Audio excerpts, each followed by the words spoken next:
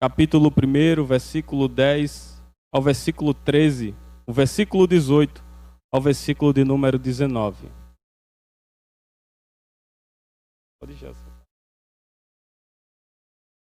Está escrito assim: peço-te por meu filho Onésimo, que gerei nas minhas prisões, o qual noutro tempo te foi inútil, mas agora muito útil a ti e a mim, e que te envio novamente. Tu, portanto, toma a recebê-lo como as minhas próprias entranhas. Eu bem o quisera reter comigo, para que por ti me servisse nas minhas prisões do Evangelho. Verso de número 18 e 19. E se te fez algum mal, ou te deve alguma coisa, põe na minha conta. Eu, Paulo, de minha própria mão o escrevi, e eu o pagarei, para não te dizer que tu mesmo te deves inteiramente a mim.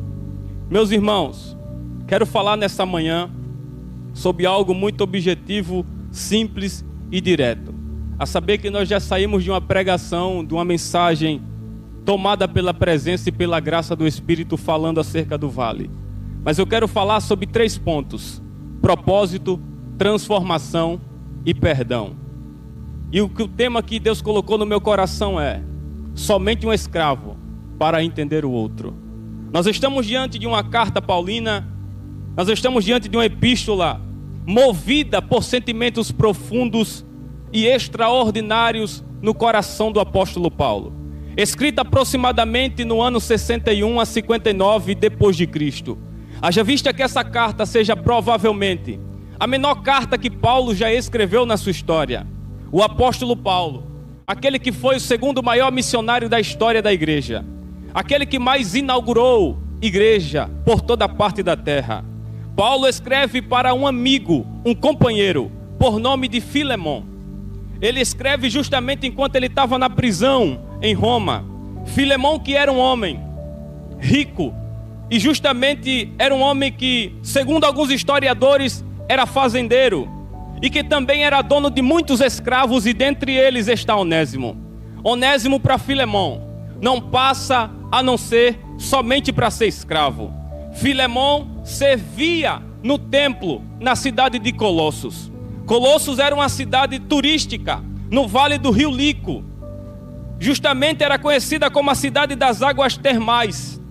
Ela que era aproximadamente próxima à cidade de Eópolis, que era a cidade conhecida como as águas frescas. E entre as duas cidades estava justamente a cidade de Laodiceia, que justamente Filemon fazia parte da igreja de Colosso, um homem rico, estruturado. Haja vista que Filemon não só fazia parte da igreja de Colossos, mas Filemon também tinha uma igreja justamente dentro da sua casa. E o que me chama a atenção é que tinha um homem dentro da casa de Filemon e o nome dele era Onésimo. Onésimo morava dentro da casa de Filemon, trabalhava para Filemon. Só que ele mesmo habitando em um ambiente de culto, ele não participava do culto. Ele mesmo ouvindo a pregação no ambiente de culto, ele não dava atenção para o que estava sendo realizado no ambiente de culto. Haja vista que Onésimo toma a atitude de deixar de ser escravo e agora ser um fugitivo da lei. Por quê? Porque a lei diz que aquele que foge da mão do seu senhor, do seu patrão, ele quebra a lei, a aliança. E a lei diz que se um escravo fugir da casa do seu senhor, do seu patrão, só tem apenas 2 escolhas que o patrão deve tomar. A primeira é matá-lo, a segunda é esbofeteá-lo. A saber que agora Onésimo some da casa de Filemon, rouba algo glorioso, algo importante da casa de Filemon. E nessa roubagem, nesse prejuízo que Onésimo traz para o seu senhor, a Bíblia diz que Onésimo foge. A lei diz que ele poderia ser morto. Só que a fuga de Onésimo tinha sinônimo de morte. Só que a fuga de Onésimo não foi apenas um sinal de morte, foi Deus lhe conduzindo para um propósito de vida. Eu vou repetir pela segunda vez. A fuga de Onésimo parecia ser sinônimo de morte por causa da lei que ele estava agora quebrando. E enquanto a lei dizia vai morrer, Deus estava conduzindo Onésimo para um propósito de vida. Quando nós observamos o livro de Jonas, nós vemos Deus falando com esse profeta dizendo: vai para Nínive, prega para aquele povo e fala que eles vão ter que se converter, senão a espada vai descer em Nínive. Jonas agora, com medo, temendo e tremendo, a Bíblia diz que ele toma a viagem dentro de um navio. Dentro do navio ele desce para o porão.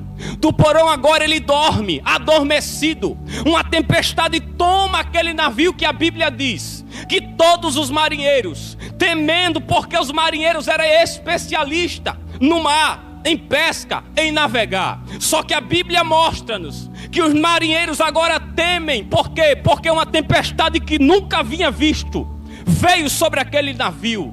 Jonas dorme e um capitão, salvo engano, chega em Jonas e diz: acorda, rapaz, porque você está dormindo? Quem é você? Jonas se desperta e diz: eu sou Jonas. Você não está vendo que a tempestade está tomando o nosso barco e todos nós estamos orando aos nossos deuses? Jonas abre a boca e diz: eu sei quem é que fez isso, porque eu sirvo a um Deus que fez o céu, a terra e o mar. Isso trouxe um impacto para os marinheiros e ele diz: como? Que tu está dormindo e agora acorda dizendo que o teu Deus te fez isso? Jonas disse: já que eu não posso me matar, me joga no mar, porque eu sei que lá eu vou morrer sem ao menos eu tomar uma atitude de me matar. Jonas agora desce para o porão, agora vai ser jogado por ventre de um peixe, de uma baleia. Haja vista que agora Jonas passa 3 dias e 3 noites calado, sem falar com Deus, sem orar a Deus. Só que aqui tem um problema: quando o homem deixa de orar, deixa de buscar, a insensibilidade domina o coração do homem. Jonas ficou insensível, e nessa descida de Jonas à profundeza do mar, a Bíblia diz que ele não orou, mas quando ele percebe que a morte chega, ele clama a Deus e pede: Deus, misericórdia. Por quê? Porque aquilo que estava parecendo para a morte de Jonas lhe levou a um conduzido, a um propósito de vida, e Nínive foi toda salva. Quando a gente observa no livro de 1 Reis, a gente vê no capítulo 19 e o versículo de número 1, Elias chama a todos os profetas de Baal: vamos provar e saber quem é o Deus de Israel e quem é o Deus verdadeiro. Elias chama a todos os profetas, 400 e profetas, aproximadamente 450. Vamos subir para o monte, vocês vão ter um cordeiro. Vocês começam primeiro. Eles começam um carnaval que demora mais de 1 hora ou 2 horas, salvo engano. E agora Elias calado, olhando para eles e dizendo: clamem mais, chorem mais, quem sabe o Deus de vocês lhe escuta. E quando acabou aquela palhaçada, Elias pega o cordeiro, arruma o altar, e o fogo desce, não só consome o altar, mas também mata os 450 profetas de Baal. A Bíblia diz agora que o decreto veio do palácio. O palácio agora decreta pela mão de Jezabel: matem Elias. E assim como a espada desceu sobre os meus profetas, Elias vai morrer amanhã nessa mesma hora. O decreto de morte veio para Elias. Elias toma atitude: eu vou para Beceba, com medo de morrer. Só que o que me chama a atenção é quando Elias está no meio do caminho do deserto. E quando ele chega no caminho de deserto, a Bíblia diz que ele se assenta debaixo do pé de zimbro. E eu observo que pé de zimbro, pela ciência, pela biologia, não nasce no deserto. Mas quando Deus quer brotar propósito de vida, ainda que a rocha pareça que não sai água, ela vai sair água. Quando Elias se assenta debaixo do pé de zimbro, a Bíblia diz que Elias chora e ora, e a oração de Elias é essa: me mata, eu quero morrer. Elias estava com decreto de morte e ainda pediu para morrer. Era simplesmente Deus mostrando para Elias: ô Elias, você quer morrer, mas esse zimbro foi o meu propósito para te conduzir a uma experiência de vida profunda. Haja vista que agora Elias se assenta, chora e ora, e pela segunda vez um anjo aparece. E nessa segunda vez o anjo aparece em forma teofânica de Deus. E ele diz: come, bebe e dorme, porque a caminhada é longa. Deus estava mostrando para Elias: você está com decreto de morte, mas eu estou lhe conduzindo a um propósito de vida. Parece que não tem condição, mas Deus, ele ainda faz coisas extraordinárias na vida do ser humano. Como não lembrar de Ruth e Noemi? Ruth, uma mulher que veio, Noemi, que veio das terras de Belém, foi para Moabe com o seu marido Elimeleque, seus 2 filhos Quilion e Malom. Agora ali em Moabe se habitam e seu esposo chega a morrer. A Bíblia diz que durante 10 anos Quilion e Malom se relaciona, tem um caso, se casa com Orfa e justamente com Ruth. Noemi perdeu o marido e ao passar os 10 filhos, não sabia Orfa, não sabia Ruth, que seus 2 maridos morreriam, não teria genealogia e nem herança e nem honra para a vida de Noemi, a viúva. E agora sobra somente 3 viúvas, 3 mulheres que perderam seus filhos, seu marido, seu amigo, seu abrigo, seu sustentor. A Bíblia diz agora que Noemi coloca no seu coração: vou voltar para Belém. E quando ela coloca isso no seu coração, a sua nora chora por 2 vezes. Está na Bíblia que ela chora e diz: nós iremos contigo.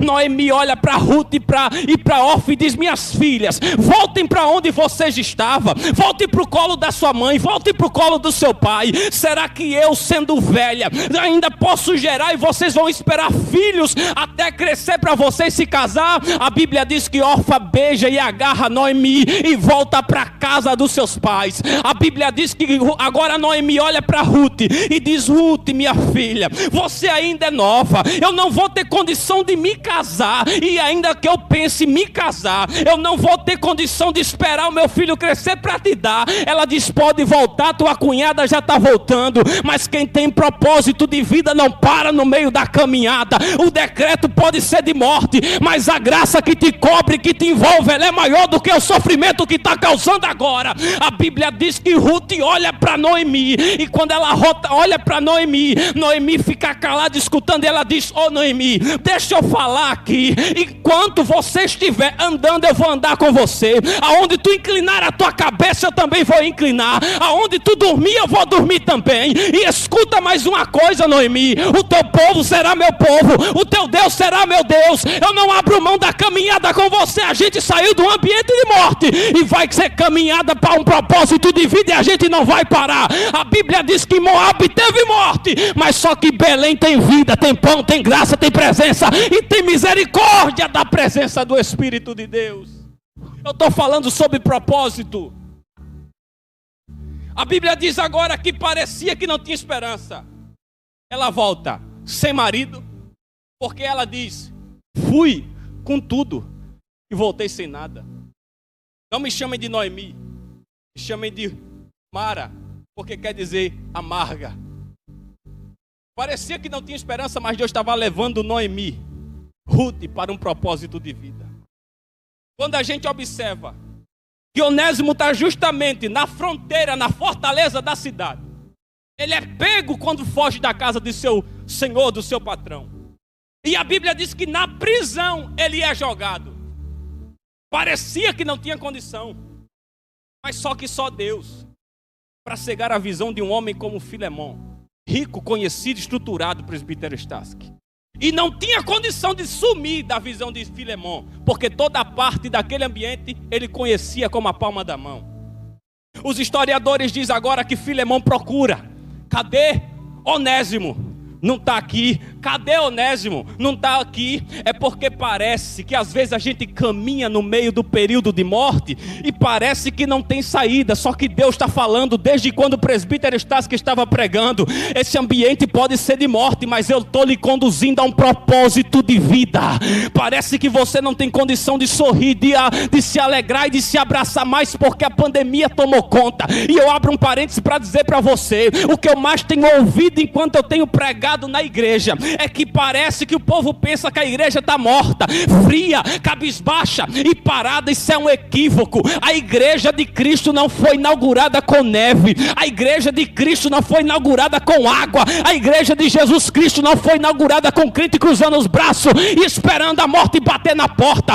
Atos capítulo 2, a igreja foi inaugurada com fogo e vento. Era o Espírito que conduzia o povo, era o Espírito que guiava o povo. Enquanto enquanto os judeus diziam, vamos matar, Jesus passa pela parede e olha para os discípulos e diz, recebeis o Espírito Santo e vão ser minhas testemunhas em Jerusalém, como em toda a Judéia. Não se preocupa se parece que está de morte o decreto. Deus está dizendo nessa manhã, eu transformo o decreto de morte em um ambiente de vida, de vida, de vida, de vida. Parece que não tem esperança, mas eu estou te estruturando para um propósito de vida.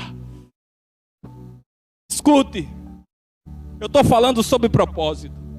Onésimo chega na prisão.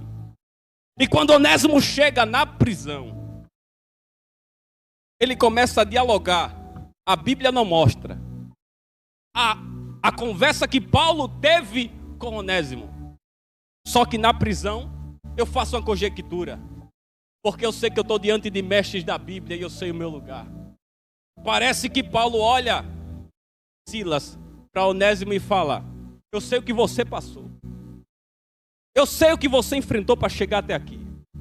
Onésimo, deixa eu contar minha história para você. Paulo se apresenta e diz, eu também sou prisioneiro de Jesus, eu também sou escravo, eu sei o que é passar fome, eu sei, Onésimo, eu sei o que é passar privação, eu sei o que é chorar. Por que, Paulo? Parece que Paulo olha para Onésimo e diz, eu estou todo aqui preso, mas sabe quantas vezes me bateram lá fora? 40 vezes. Onésimo, tu está chorando na prisão, mas sabe quantas vezes eu sofri naufrágio? Mais de 3 vezes. Onésimo, está parecendo que teu patrão vai te matar, e parece que ele vai mesmo. Mas escuta uma coisa, eu apanhei, fui colocado na prisão com um amigo chamado Silas.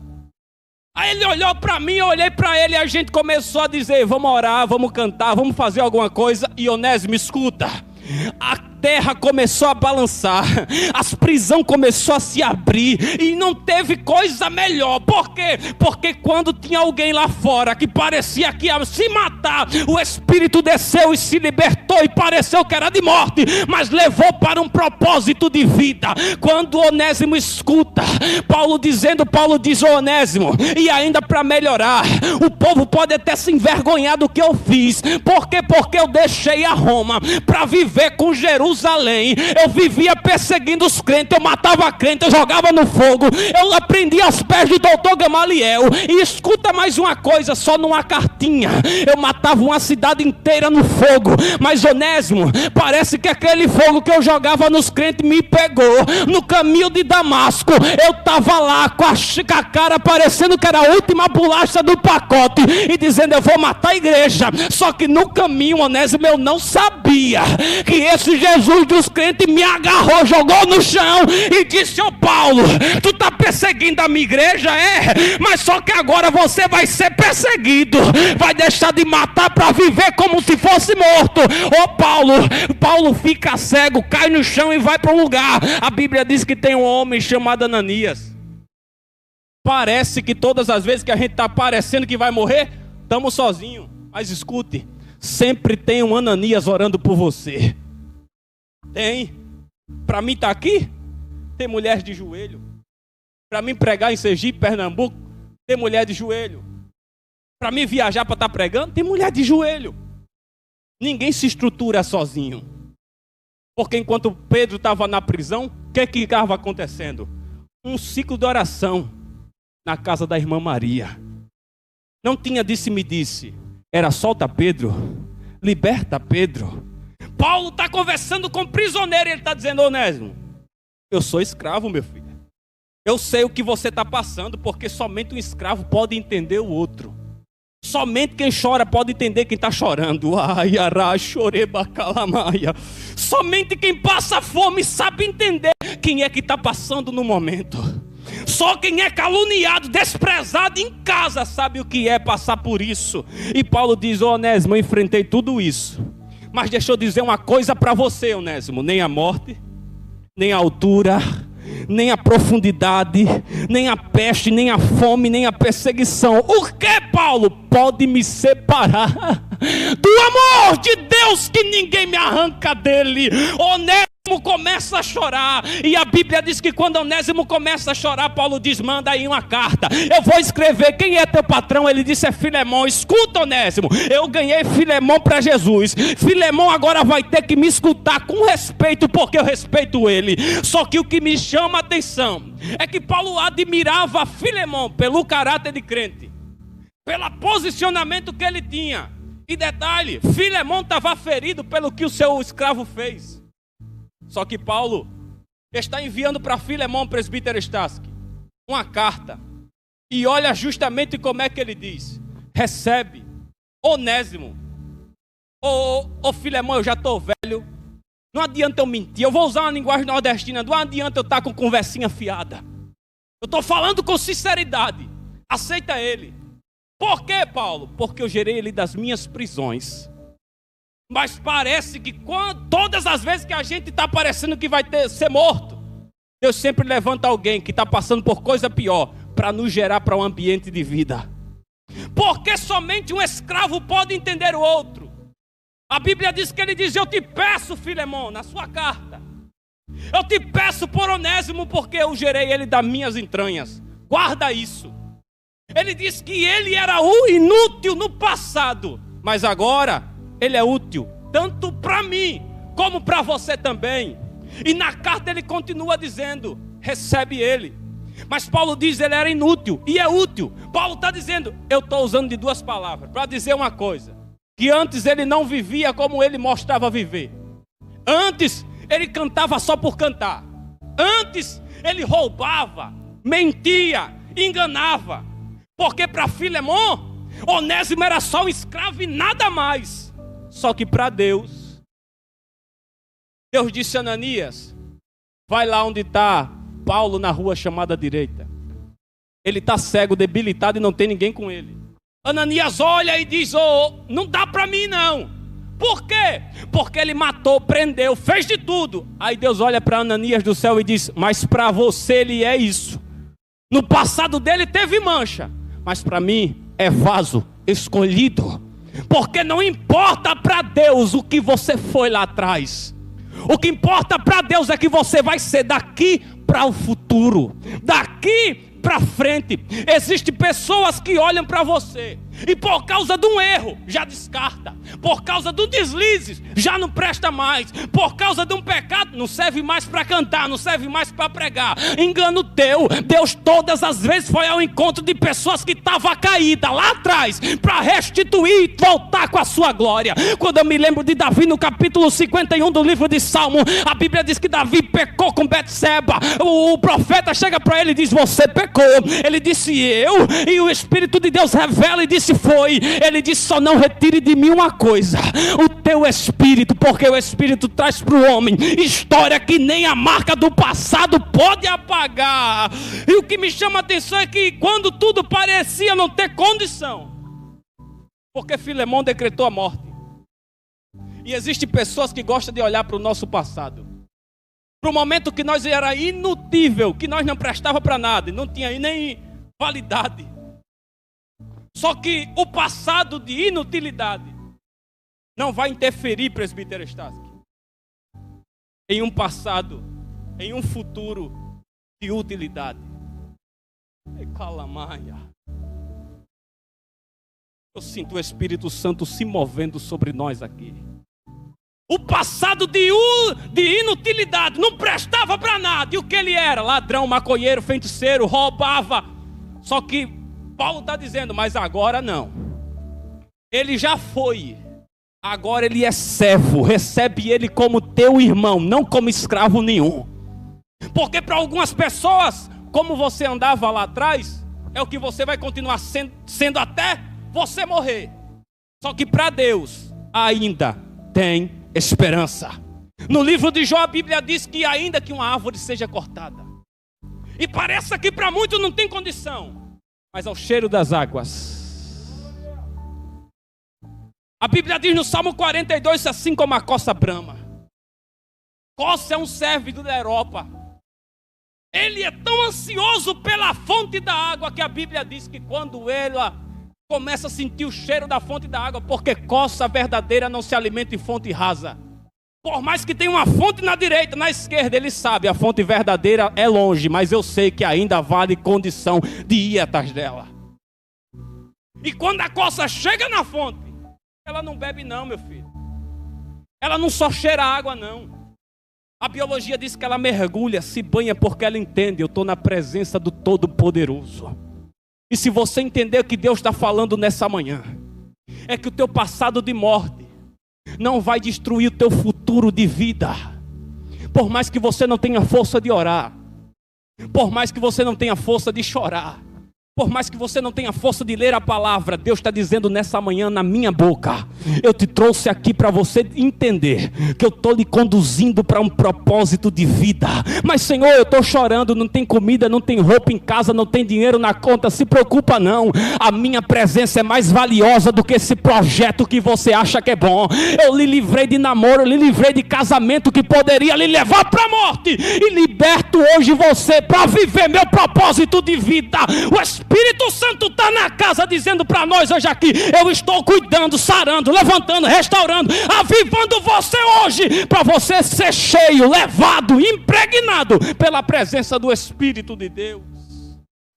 Agora a Bíblia diz que agora Paulo diz, ele é útil. E para mim encerrar, Onésimo está ouvindo Paulo, já não rouba mais. Calamaia. Se você não chorar com uma mensagem dessa, você não chora com mais nenhuma. Ele diz, agora ele é útil. Agora vem o segundo ponto, a transformação. Deus sempre pega as coisas pequenas diante dos homens para fazer grande diante da sua glória. No livro de Gênesis, capítulo 37, Deus pega um menino chamado José, mancebo José, na casa de seu pai, humilhado, desprezado. O que Deus faz? Dá um sonho para ele. Mas antes disso, Deus pega o menino que estava lá atrás, coloca na frente e dá um presente, uma túnica. A túnica trazia autoridade. Seus irmãos se emborrecem e dizem, vamos rasgar a túnica. A túnica nunca poderia ser de José. Mas só que quando José se assenta na mesa, conta o primeiro sonho, eles mudam a rota e agora dizem, vamos matar. Por quê? Porque túnica é um projeto pequeno, visível, que qualquer um pode ter. Mas seus sonhos, seus projetos, aquilo que Deus estabeleceu, ninguém arranca da tua história. A Bíblia diz que jogam José na cisterna. E quando José está na cisterna, chega Rubem. Porque sempre se levanta alguém para ver se você está morto mesmo. Mas antes de alguém chegar para ver se você está morto, Deus vem com a mão e diz, ninguém toca enquanto a promessa não se cumprir. Deus tira e os israelitas passam e levam José. Ele vai para a prisão, é escravizado, mas ele passou tudo isso. Chegou na casa de Potifar, a mulher rasga a roupa de José e diz, só deita comigo um minuto. Só um minuto apenas. José olha para ela e diz, você não sabe o que eu passei. Fui humilhado em casa, fui desprezado em casa, e não é porque eu cheguei no Egito que eu vou misturar com o Egito. Deus preparou o caminho de morte para conduzir José ao trono do Egito. Como não lembrar de Davi? Em 1 Samuel capítulo 16, a Bíblia diz que Davi era o menor. Deus dá ordem ao velho Samuel, vai lá em Belém, na casa do belemita chamado Jessé. Fala para ele que dentre os seus filhos eu tenho provido de um rei.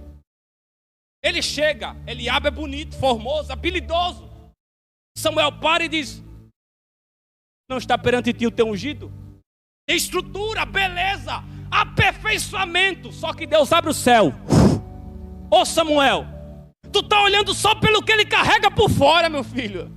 Mas eu estou procurando alguém que tenha algo interior por dentro. O que ele carrega por fora só atrai o homem, mas o que ele carrega por dentro atrai a minha presença todo dia, toda manhã.